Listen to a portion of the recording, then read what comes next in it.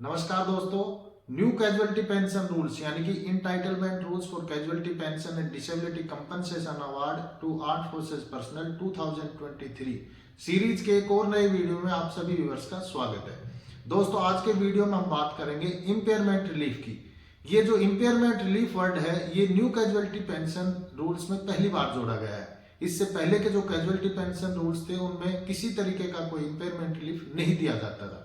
तो जब से ये न्यू कैजुअलिटी पेंशन रूल में ये इंपेयरमेंट रिलीफ वर्ड आया है तो हमारे जो डिफेंस के पेंशनर है या सर्विंग पर्सनल है उनके माइंड में इसको लेके कई तरीके के डाउट्स हैं, जिनको आज हम इस वीडियो में क्लियर करेंगे। हमारे सैनिकों के दिमाग में एक चीज और भी है कि ये जो इंपेयरमेंट रिलीफ जो नया वर्ड जोड़ा गया है, नया रिलीफ दिया जाने लगा है, क्या इसको पुराने किसी जो कि मोर बेनिफिशियल रिलीफ था उसको हटाकर तो ये रिलीफ नहीं दिए जाने लगा था। ये रिलीफ दिए जाने से कहीं हमारे आर्म्ड फोर्सेस पेंशनर हैं उनके कहीं कोई नुकसान तो नहीं हो रहा है। ये सारे डाउट आज इस वीडियो में हम क्लियर करेंगे।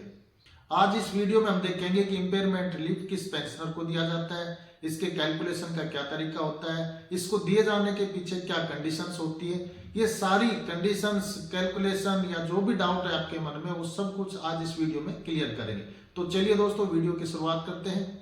सबसे पहले हम देख लेते हैं कि जो न्यू कैजुअलिटी पेंशन रूल्स आए हैं उनमें जो इंपेयरमेंट रिलीफ के बारे में प्रोविजन किया गया है उस प्रोविजन को कैसे डिस्क्राइब किया गया है, यानी कि उस प्रोविजन में क्या क्या चीजें बताई गई है। देखिए दोस्तों, ये है क्लोज आई है, इसमें बताया गया है इंपेयरमेंट रिलीफ के बारे में। पहले तो हम ये देख लेते हैं कि कुल 3 तरीके के इंपेयरमेंट रिलीफ दिए जाने का प्रावधान इन नए कानूनों में किया गया है। पहला है इंपेयरमेंट रिलीफ, दूसरा है लिबरलाइज्ड इंपेयरमेंट रिलीफ, तीसरा है वार इंजरी रिलीफ। अब हम बारी बारी से इन तीनों के बारे में देखते हैं कि किस पर्सन को कौन सा इंपेयरमेंट रिलीफ दिए जाने का प्रावधान किया गया है। सबसे पहले हम बात करते हैं क्लोज आई की, जिसमें इंपेयरमेंट रिलीफ के दिए जाने का प्रावधान किया गया है। देखिए, impairment relief is a monthly disability compensation calculated as defined percentage of the last economical emoluments awarded to armed forces personnel who are retired or discharged from service voluntarily or otherwise with a disability sustained under circumstances accepted as category B or C and assessed in not less than 20%. Impairment relief shall hereinafter replace the term disability element in as far as disability compensation to armed forces personnel who are retired or discharged from service. This is not a pension and shall cease upon the demise of the recipient. यानी कि दोस्तों, कोई भी arm forces personal जो लो medical category में जिसकी disability 20% से ज्यादा है और बी या सी कैटेगरी की जो सर्कमस्टांसेज है उसकी डिसेबिलिटी उसमें क्लासिफाइड की गई है और वो सेवा से रिटायर्ड हो रहा है, डिस्चार्ज हो रहा है या फिर वॉलंटरीली रिटायर्ड हो रहा है, तो उस आर्म फोर्सेस पर्सन को इंपेयरमेंट रिलीफ दिए जाने का प्रावधान किया गया है। इससे आपको समझ में आ रहा होगा कि इंपेयरमेंट रिलीफ दिए जाने के पीछे 3 कंडीशन है। पहली कंडीशन तो वो डिसेबिलिटी जो है वो एट्रीब्यूटेबल टू और एग्रावेटेड बाय मिलिट्री सर्विस होनी चाहिए, यानी कि मिलिट्री सेवा के कारण वो डिसेबिलिटी होनी चाहिए। दूसरी, वो जो डिसेबिलिटी है वो बी या सी कैटेगरी के जो सर्कमस्टांसेज है उसमें क्लासिफाइड होनी चाहिए। तीसरी जो कंडीशन है वो ये है कि उसकी डिसेबिलिटी 20% या इससे ज्यादा असेस्ट की गई हो, यानी कि लेस देन 20% अगर कोई डिसेबिलिटी है तो उसको इंपेयरमेंट रिलीफ नहीं दिया जाएगा। अब इसमें एक चीज नई और जोड़ी गई है दोस्तों कि ये जो इंपेयरमेंट रिलीफ है ये पहले के जो कैजुअलिटी पेंशन रूल्स थे उनमें जो डिसेबिलिटी एलिमेंट दिया जाता था उसकी जगह अब ये इंपेयरमेंट रिलीफ दिया जाने लगा। दोस्तों, एक बार देख लेते हैं कि बी या सी कैटेगरी में कौन से सर्कमस्टांसेज है जिनके कारण किसी भी डिसेबिलिटी को बी या सी कैटेगरी में कैटेगराइज किया जाता है। देखिए, स्क्रीन पर आपको वो सब सर्कमस्टांसेस दिखाई दे रहे होंगे जो कि बी और सी कैटेगरी में शामिल किए गए हैं, यानी कि इन सर्कमस्टांसेस में ही किसी भी डिसेबिलिटी को बी या सी कैटेगरी में क्लासिफाइड किया जाता है। दोस्तों, आप इसका एक स्क्रीनशॉट लेकर रख सकते हो ताकि जब भी आपको टाइम मिले डिटेल से इसको पढ़ सको, क्योंकि अगर एक एक के बारे में डिटेल से बताने लगा तो ये वीडियो बहुत लेंथी हो जाएगा और बोरिंग भी हो जाएगा। तो दोस्तों, ये कंडीशन थी इंपेयरमेंट रिलीफ दिए जाने की। अब इससे एक कदम आगे बढ़ते हैं। अब हम देखते हैं कि जे क्लोज में जो बताया गया है लिबरलाइज्ड इंपेयरमेंट रिलीफ, इसके लिए कौन कौन सी कंडीशन है स्क्रीन पर एक बार देख लीजिए। इसके बारे में हम एक बार पढ़ लेते हैं कि क्या है। Liberalized impairment leave. Liberalized impairment leave is a monthly disability compensation calculated as defined percentage of the last reckonable emoluments awarded to armed forces personnel who are retired or discharged from service voluntarily or otherwise with a disability sustained under circumstances accepted as category D and assessed not less than 20%. Liberalized impairment leave shall hereinafter replace the term liberalized disability element in as far as disability compensation to armed forces personnel who are retired or discharged from service. This is not a pension and shall cease upon the demise of the recipient. यानी कि दोस्तों इसमें केवल और केवल दो difference इसमें बताए गए हैं कि इम्पेयरमेंट रिलीफ में जो बेनिफिट दिया जाता था वो बी और सी कैटेगरी की जो डिसेबिलिटी थी उसमें दिया जाता था, और ये लिबरलाइज्ड इम्पेयरमेंट रिलीफ जो दिया जाता है वो डी कैटेगरी की जो सर्कमस्टांसेस हैं उनमें जो डिसेबिलिटी आती है उसके लिए दिया जाता है। दूसरा इसमें बताया गया है कि पहले जो लिबरलाइज्ड डिसेबिलिटी एलिमेंट दिया जाता था उसको सुपरसीड करते हुए यानी कि उसकी जगह अभी लिबरलाइज्ड इम्पेयरमेंट रिलीफ दिए जाने का प्रावधान नए कानूनों में किया गया है। अब इसके लिए दोस्तों देख लेते हैं कि डी कैटेगरी के जो सर्कमस्टांसेस है वो कौन कौन से हैं, यानी कि किन सर्कमस्टांसेस में किसी डिसेबिलिटी को बी कैटेगरी में क्लासिफाइड किया जाता है। दोस्तों आप स्क्रीन पर देख सकते हो ये वो सर्कमस्टांसेस हैं जिनमें किसी भी डिसेबिलिटी को डी कैटेगरी में क्लासिफाइड किया जाता है। आप इसका भी स्क्रीनशॉट ले सकते हो ताकि जब भी आपको टाइम मिले तो आप इसको फुर्सत से देख सको।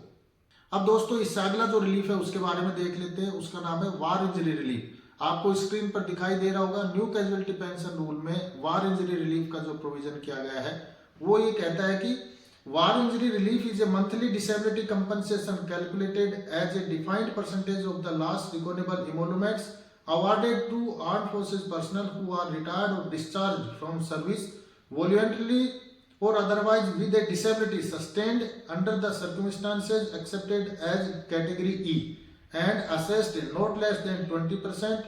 War injury relief shall hereinafter replace the term war injury element in as far as disability compensation to armed forces personnel who are retired or discharged from service. This is not a pension and shall cease upon the demise of the recipient.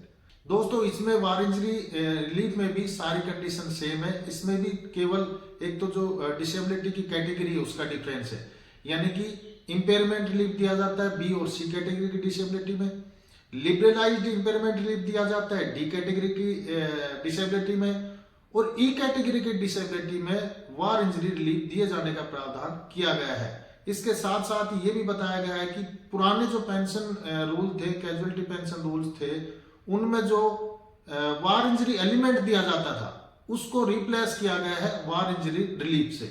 अब दोस्तों इसको लेकर कोई confusion ना रहे इसलिए हम देख लेते हैं कि ई कैटेगरी में वो कौन कौन सी सर्कमस्टांसेज है जिनमें किसी भी डिसेबिलिटी को ई कैटेगरी में क्लासिफाइड किया जाता है। आपको ई कैटेगरी की सभी जो सर्कमस्टांसेज है वो स्क्रीन पर दिखाई दे रही होंगी, आप इसका स्क्रीनशॉट लेकर देख सकते हैं और डिटेल से इसके बारे में पढ़ सकते हैं। दोस्तों अब आपके माइंड में भी आ रहा है कि जब ऑलरेडी इस तरीके के को पेंशनरी अवार्ड एग्जिस्ट था, यानी कि पहले भी इस तरीके के रिलीफ या कैजुअलिटी पेंशन अवार्ड दिए जाने का प्रोविजन कानून में था, तो इसका नाम चेंज करने की जरूरत क्यों पड़ी है। देखिए इसके लिए अपन जो फ्रीक्वेंटली आस्क्ड क्वेश्चन है इसमें इसका जवाब सरकार द्वारा दिया गया है। हम एक बार ये जो FAQ है इसको भी देख लेते हैं। इसमें इसका आंसर दिया गया है। जो क्वेश्चन नंबर 11 है इसमें इसका आंसर दिया गया है। पहले क्वेश्चन नंबर 11 को अपन देख लेते हैं, क्या कहते हैं।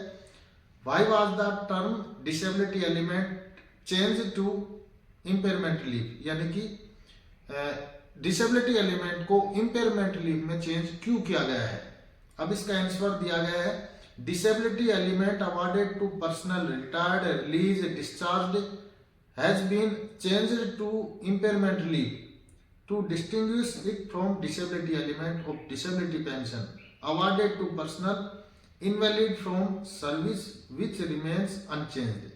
दोस्तों इसका आंसर बताया गया है कि डिसेबिलिटी पेंशन में जो डिसेबिलिटी एलिमेंट दिया जाता है उससे अलग करने के लिए इसका हमने नाम जो है इम्पेयरमेंट रिलीफ दिया है, क्योंकि जो डिसेबिलिटी पेंशन है उसमें सर्विस एलिमेंट व डिसेबिलिटी एलिमेंट दोनों को मिला के डिसेबिलिटी पेंशन कहा जाता है। और डिसेबिलिटी पेंशन जो invalid out of service personal होते हैं उन्हीं को दिया जाता है, और जो इम्पेयरमेंट रिलीफ है वो सर्विस कंप्लीट करने के बाद जो सर्विस पर्सनल रिटायर आते हैं उनको दिया जाता है। इसलिए उन दोनों में डिफरेंस करने के लिए इसका नाम इम्पेयरमेंट रिलीफ दिया गया है। दोस्तों अब बात कर लेते हैं कि इसका कैलकुलेशन कैसे किया जाता है। देखिए, न्यू जो कैजुअलिटी पेंशन रूल्स हैं इसमें बताया गया है कि जो इम्पेयरमेंट रिलीफ है इसको डिसेबिलिटी एलिमेंट की जगह रिप्लेस किया गया है, यानी कि डिसेबिलिटी एलिमेंट को रिप्लेस करते हुए इम्पेयरमेंट रिलीफ वर्ड जोड़ा गया है। तो इसका कैलकुलेशन भी वैसे ही है जैसे डिसेबिलिटी एलिमेंट का होता था। अब डिसेबिलिटी एलिमेंट का कैलकुलेशन कैसा होता है इसके बारे में मैंने डिटेल से एक जो डिसेबिलिटी पेंशन को लेकर वीडियो बना रखा है उसमें डिटेल से समझा रखा है, आप जाके उसको देख सकते हैं ताकि आपको impairment relief, liberalised impairment relief और वार इंजरी रिलीफ है, इन तीनों के कैलकुलेशन के बारे में डिटेल से जानकारी हो जाए। तो आपसे मैं तो यही कहूंगा कि आप जाके डिसेबिलिटी पेंशन को लेकर मैंने एक वीडियो बना रखा है डिटेल से, उसको आप जाके देखिए, उसमें सारा कैलकुलेशन आपके समझ में आ जाएगा। तो दोस्तों उम्मीद करता हूं कि इम्पेयरमेंट रिलीफ के बारे में कंप्लीट जानकारी आपको हो गई होगी। यदि आपको मेरे द्वारा दी गई जानकारी अच्छी लगी है तो वीडियो को लाइक करें, शेयर करें, साथ ही मेरे चैनल को सब्सक्राइब कर लें ताकि इस तरीके का जब भी कोई नया वीडियो मैं अपलोड करूं तो उसकी जानकारी आपको तुरंत हो जाए। तो दोस्तों मिलते हैं फिर किसी नए वीडियो में, तब तक के लिए जय हिंद, जय भारत।